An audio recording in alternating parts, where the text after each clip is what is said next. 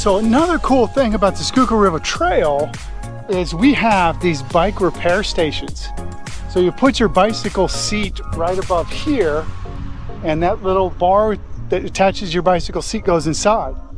And then down below, we have the various tools that you would need to repair your bicycle. And we also have a nice map on this repair station showing us where we're at. And finally, we have a bicycle pump on the trail system to fill our tires up if we got a flat. So this is a great idea, a great thing we see on the SRT.